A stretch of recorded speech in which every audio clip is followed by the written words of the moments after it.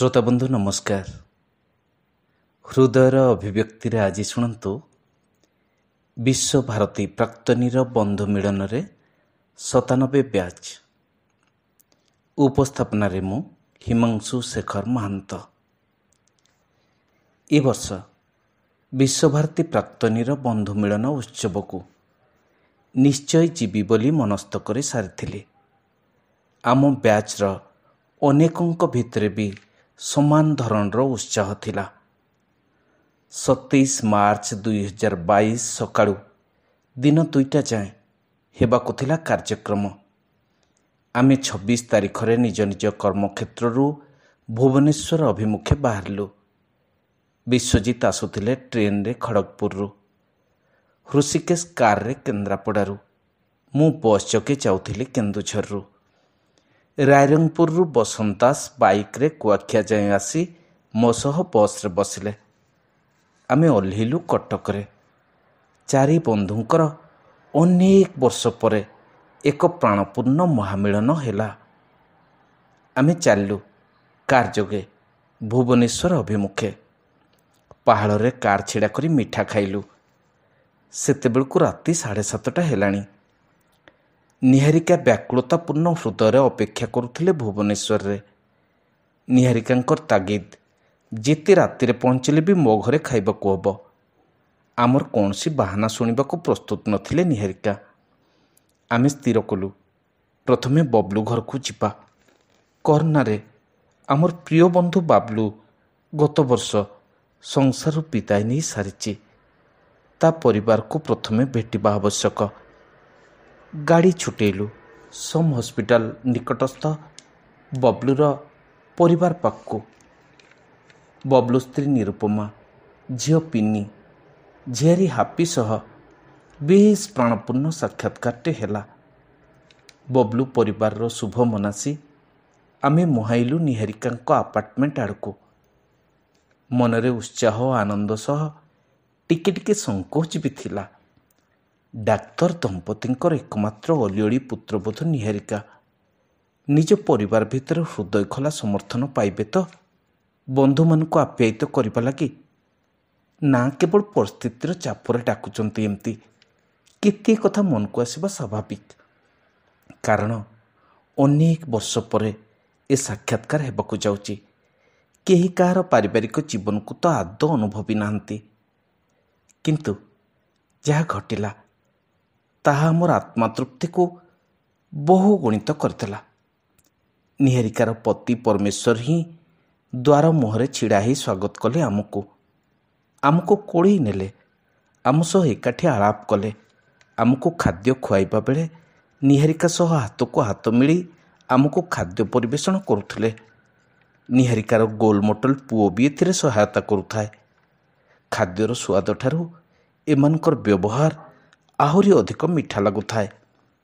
ମନେ ମନେ ଭାବୁଥାଉ, ଯାହା ହଉ ନିହାରିକା ଆମର ଖୁସିରେ ଅଛି। ସେଠୁ ଚାଲିଲୁ ମମତା ଅପାଙ୍କ ଘରକୁ। ରାତି 10ଟା ହେଲାଣି। ଫୁଲ ତୋଡ଼ାଟି କିଣିଲୁ ମମତା ଅପାଙ୍କ ମମତାମୟୀ ହୃଦୟରେ ବସିବୁ ବୋଲି। ଅପା ଅପେକ୍ଷା କରି ରହିଥିଲେ। ଆହୁରି ବି କେତେଜଣ ଭାଇ ଭଉଣୀ ତାଙ୍କର ଆତିଥ୍ୟ ଗ୍ରହଣ କରିଥିଲେ। ଆମେ ପହଞ୍ଚିଲା ପରେ ଅପା ହସି ହସି ସ୍ୱାଗତ କଲେ। ଏକାଠି ବସି ଟିକେ ଆଳାପ କଲୁ। ତାପରେ ଏୟାର କଣ୍ଡିସନ ପ୍ରକୋଷ୍ଠ ଭିତରେ ଶୟନର ସୁଯୋଗ ମିଳିଲା। କିନ୍ତୁ ଶୋଇବୁ କିଏ? ଚାଲିଲା ଅସରନ୍ତି ଗପ ରାତି 3ଟା ଯାଏଁ। ଅସରନ୍ତି ସ୍ମୃତିର ମନ୍ଥନ। ଏତେ ବର୍ଷ ପରେ 24 ଘଣ୍ଟିଆ ଆନନ୍ଦପ୍ରଦ ମୁହୂର୍ତ୍ତ କ୍ୱଚିତ ଭାଗ୍ୟରେ ମିଳେ। କଟକରୁ ବବଲୁ ଘର, ନିହାରିକା ଘର ଓ ମମତା ଅପାଙ୍କ ଘର ଯାଏଁ ସବୁଠି ଖାଲି ଆନନ୍ଦର ବର୍ଷା।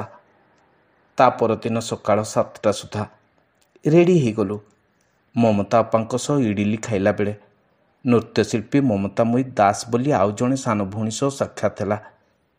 ତାପରେ ଚାଲିଲୁ କାରରେ ବୁଦ୍ଧ ମନ୍ଦିର ଅଭିମୁଖେ। ଖୁସି ଗପର ଆସର ମଧ୍ୟରେ ସଭା ମଣ୍ଡପ ସଜାସଜି ହେଲା। ଧୀରେ ଧୀରେ ହଲ୍ ଭର୍ତ୍ତି ହେଲା। ଶାନ୍ତିନିକେତନ ସମସ୍ତଙ୍କ ଭିତରେ ଅସାଧାରଣ ସଂସ୍କାର ଦେଇଛି। ଏଣୁ କୌଣସି ବିଶୃଙ୍ଖଳିତ ଆଚରଣ କାହାରି ଭିତରେ ନଥିଲା। ବଡ଼ ଭାଇ ଭଉଣୀମାନେ ବେଶ୍ ସ୍ନେହପୂର୍ଣ୍ଣ ଆତିଥ୍ୟ ଦେଉଥାନ୍ତି। ସାନ ଭାଇ ଭଉଣୀମାନଙ୍କର ସମ୍ଭ୍ରମତାପୂର୍ଣ୍ଣ ଆଚରଣ ବି ବେଶ୍ ହୃଦୟସ୍ପର୍ଶୀ ଥିଲା। ମଜା କଥା ହେଉଛି, ମୁଁ କଳା ଭବନର ପ୍ରାକ୍ତନ ଛାତ୍ର ସତ୍ୟବ୍ରତ ଦାସ ଭାଇଙ୍କୁ ଚ୍ୟାଲେଞ୍ଜ ଦେଇଥିଲି, ମୁଁ ପରିଚୟ ନଦେଲେ ବି ଆପଣ ଯଦି ମୋତେ ଚିହ୍ନି ପାରିବେ ତେବେ ଯାଇ କଥା ହେବି। ଭାଇଙ୍କ ସହ ଫୋନରେ ଅନେକ ଆଳାପ କରିଛି, ପ୍ରତ୍ୟକ୍ଷ ସାକ୍ଷାତକାର କେବେ ଘଟିନଥିଲା।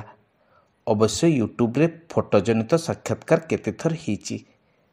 ଭାଇ ଆସିଲେ, ମୁଁ ଗଛ ଆଢ଼ୁଆଳକୁ ଚାଲିଗଲି। କାରଣ ମୁଁ ଯେତେ ବୟସ୍କ ହେଲେ ବି ପିଲାଳିଆମି ଆଦୌ ଛାଡ଼ିପାରିନି।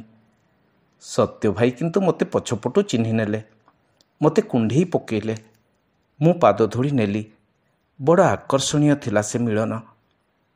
ଅନନ୍ତ ଭାଇ, ବସନ୍ତ କୁମାର ପଣ୍ଡା ଭାଇ, ଦେବାନନ୍ଦ ଭାଇ, ରବୀନ୍ଦ୍ର ବେହେରା ଭାଇ, କୃପାସିନ୍ଧୁ ପ୍ରଧାନ ଭାଇ, ନିହାର ଭାଇ ଇତ୍ୟାଦିଙ୍କର ସ୍ନେହପୂର୍ଣ୍ଣ କଥାରେ ଆତ୍ମା ତୃପ୍ତ ହେଉଥିଲା କହିଲେ ଭୁଲ ହେବ ନାହିଁ। ଦିବ୍ୟଶକ୍ତି ସାମନ୍ତରାୟ, ଶ୍ରୀକାନ୍ତ ପାରିକ ଓ ତରୁଣ ସାହା ଇତ୍ୟାଦି ସାନ ଭାଇମାନଙ୍କ ସଂସ୍ପର୍ଶ ବି ହୃଦୟକୁ ମୁଗ୍ଧ କରୁଥିଲା।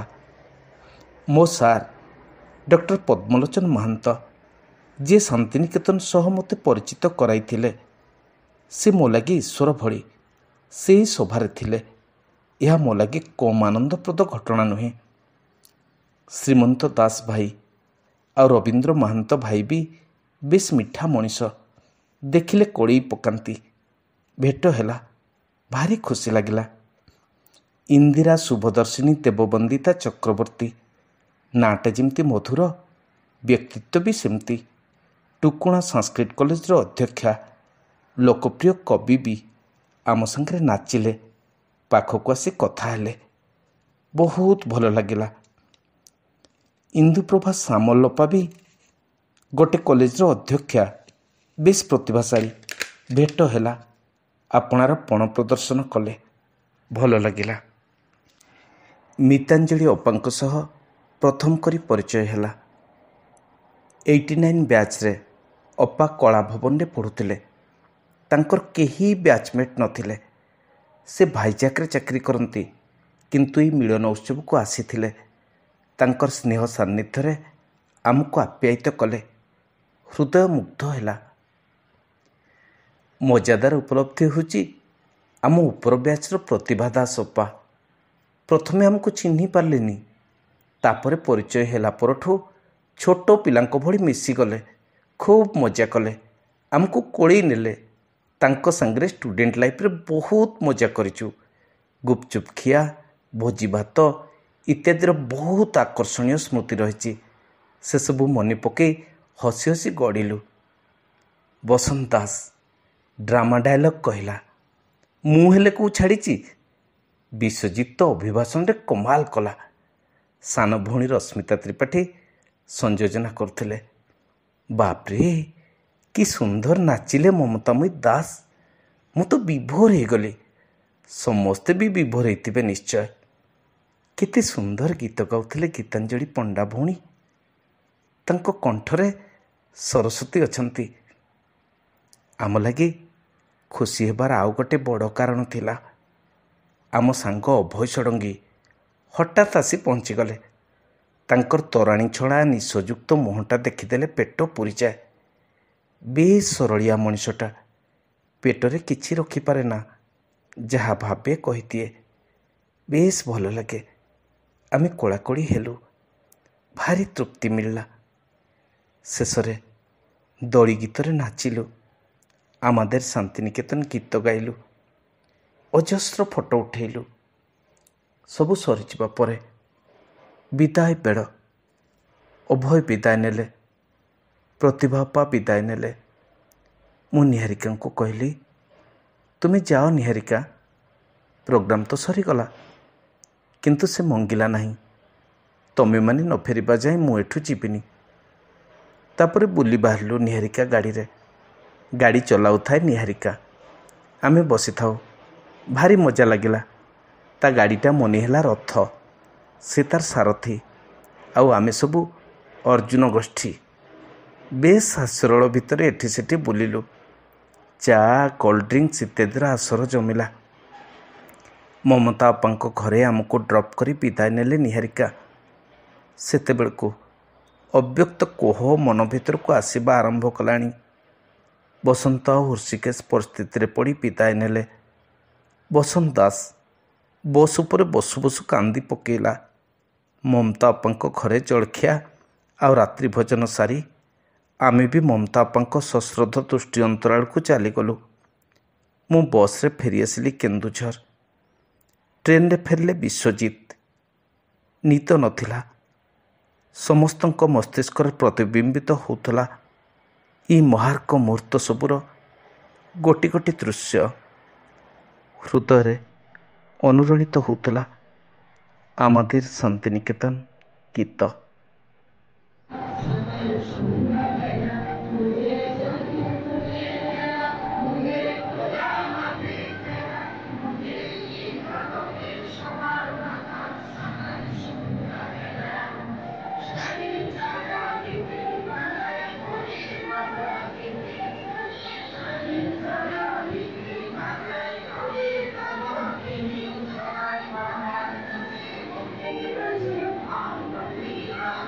আমাদের শান্তি নিকেতন